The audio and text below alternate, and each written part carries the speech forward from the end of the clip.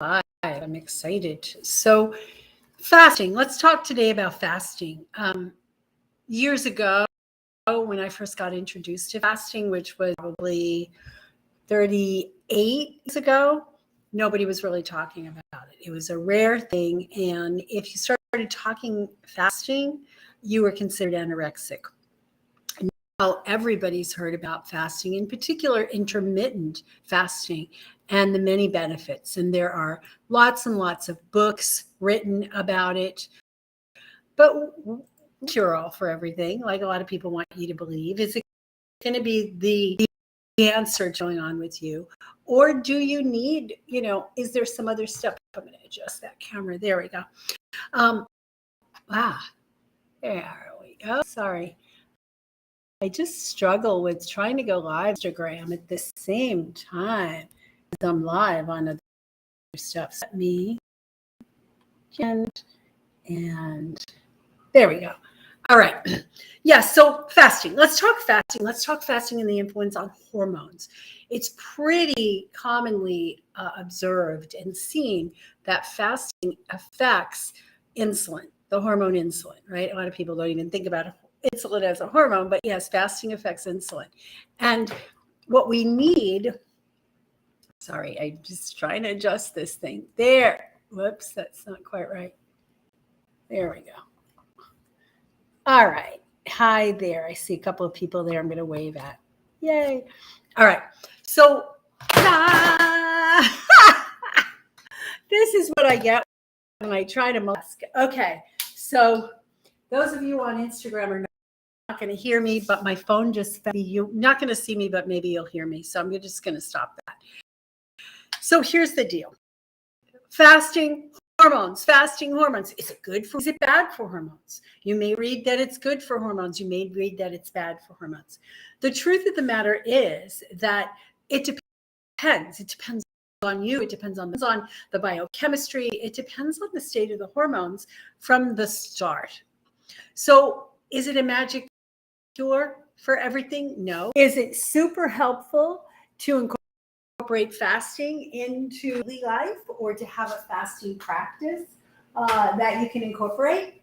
Yes, absolutely is. So let's talk about it today. So welcome back to the channel where we discuss all kinds of great things. I'm Dr. Rita Marie Scalzo. I love to talk to health practitioners about the things that you can do to support your patients and your clients to get truly well rather than just covering up symptoms with drugs and surgery. And I'm on a mission. I'm on a mission to see the state of healthcare change just so that every practitioner is skilled at finding root causes. We tend to think in medicine a lot about medicine. We have to get rid of the symptoms. And when we get rid of the symptoms, that means people are well. Wrong. We know that, right? You can suppress symptoms. Drugs are powerful things, and they're very useful in times when you need to have the symptoms suppressed. But what we really need to look at is getting to the root causes, not single root cause in most cases. So I also like to support people in getting answers and solutions for solving problems naturally. So let's get us started. The first thing I want to talk about is insulin. So insulin is hot in the press these days. I've been talking about insulin for the last, 12, 14 years and telling people it's like the most important. Get balanced. I had this video. I'm going to try to find it and resurrect it called Insulin, the Queen of, because it's so impactful on anything else. Insulin, well, when we have too much of it, we end up with insulin resistance. And as a summary reminder, insulin helps get sugar into your cells, right? So when you eat a meal, you need insulin to get the sugar into the cells. When the body produces too much insulin, over time, the cells get resistant in order to protect themselves. But they don't just get resistant to insulin. And that's the thing that most people don't realize. The cells get resistant to other hormones, thyroid hormones, progesterone, estrogen, even adrenaline.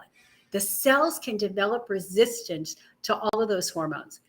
And yeah, the most common cause of hormone resistance is high levels of those hormones, higher than physiologic levels. So when people are replacing them, higher than physiologic levels because the body has a need for it, as in you're eating too much sugar, too much carb, too many things that get converted to sugar, and your body needs a lot of insulin, develop insulin resistance. But it also develops resistance to hormones when the cell membranes get inflamed, when the cell membranes don't have the right balance of fats.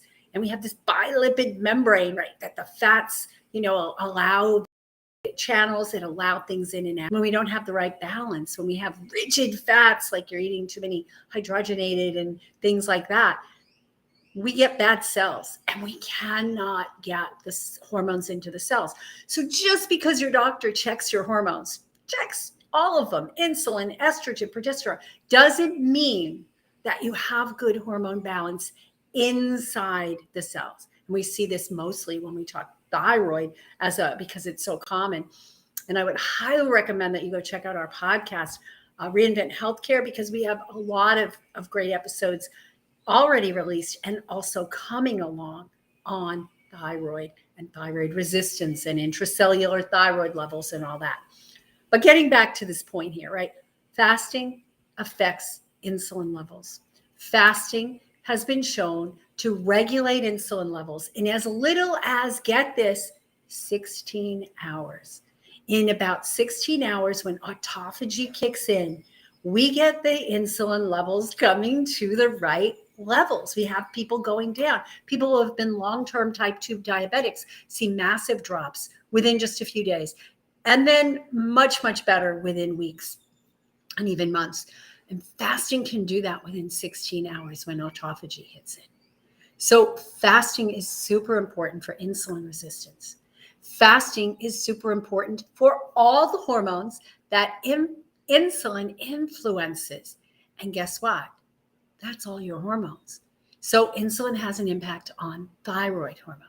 Insulin can affect the levels of T3, the levels of TSH. And so if we don't get insulin balanced, we can't get thyroid balanced. And guess what? Fasting is one of the best things you can do.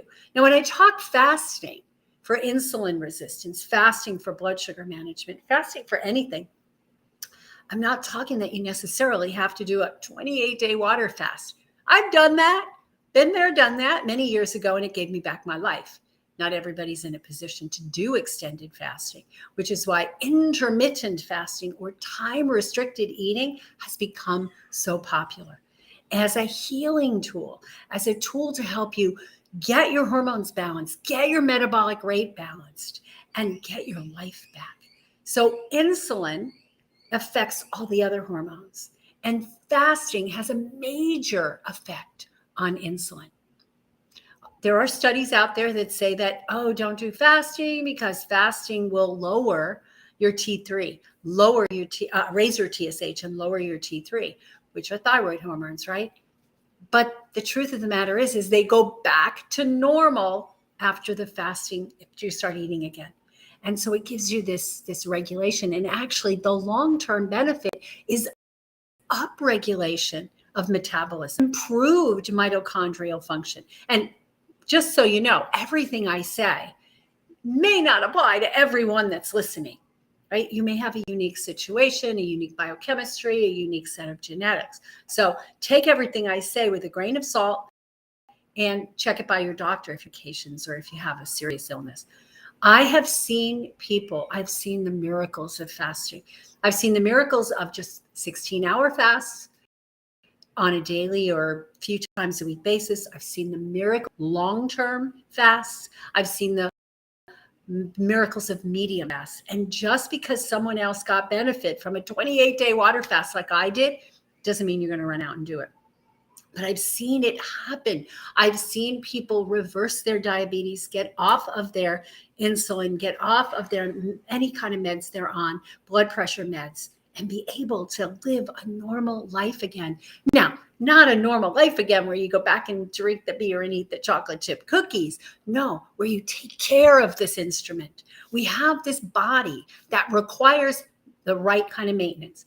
Just like when you get a car, Just like when you buy some sort of equipment, you do the right maintenance for it, or it's not going to work, right? If you let the car run out of gas, it's certainly not going to work. But if you let the oil burns out the engine, it's not going to last. We need to respect the body. We need to give it what it needs. And I know it's tempting to want chocolate chip cookies and pizza and beer and all these things that surround us, that tempt us.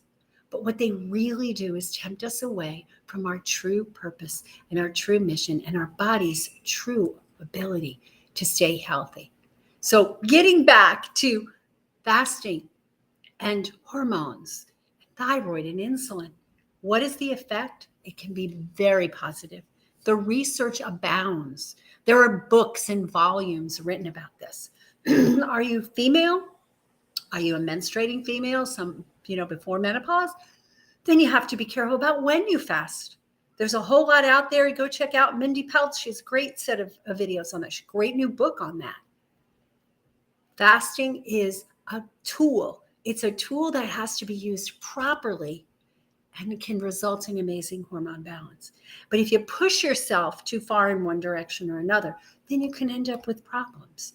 So the research, there was a study in, where was this? It was a Journal of Metabolism. It was way back in 1976. That was before I started fasting. And they said that, yes, the level of T3 goes down during a fast and the level of reverse T3 goes up. Why? Because it's your body's self-protective mechanism. Reverse T3 is trying to save you from using your precious energy. When excuse me, when you have no food coming in, your body's going to try to protect, slows down the metabolic rate. And that's why reverse T3 goes up and T3 goes up, down. However, it's temporary. And while you're in that state, your digestion is not having to work. So you have all this improved absorption of your nutrients. The digestive tract is actually the biggest hormone gland in the whole body. It produces, somewhere between 25 and 30 that we know of hormones to support digestion. It gets a rest. I had horrible digestion before my fast. My digestion's been good ever since.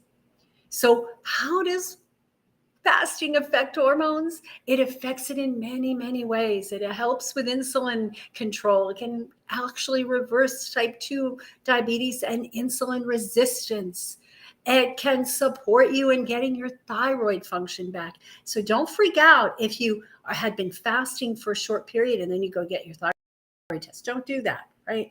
Do it after you've started refeeding, because otherwise things will be off.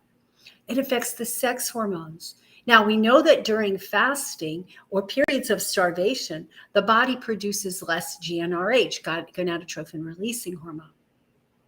And so we want to make sure that women who are menstruating are careful about not doing it during their luteal phase, the second half of their cycle, right? But used appropriately, fasting is a phenomenal tool for hormone balance. So the other thing that fasting does is helps reduce inflammatory markers.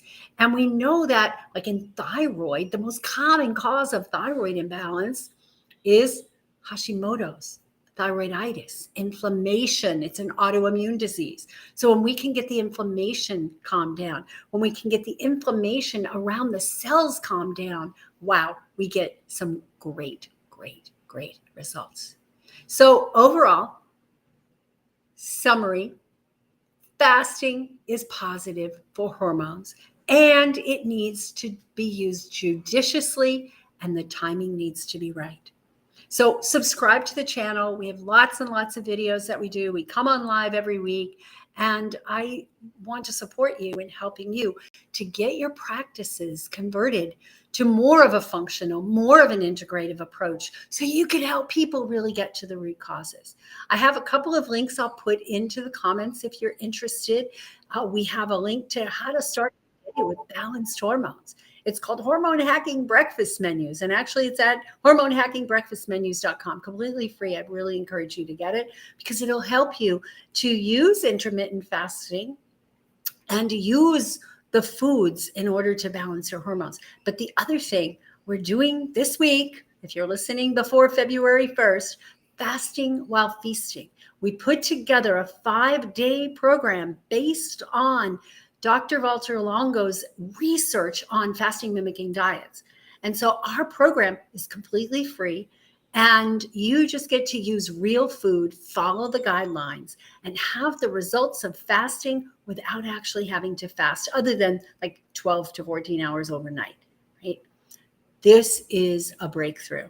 So fastingwhilefeasting.com. We'll put the links in the comments. And I appreciate you being here and being on this mission with me. If you're a health practitioner, let's do this together.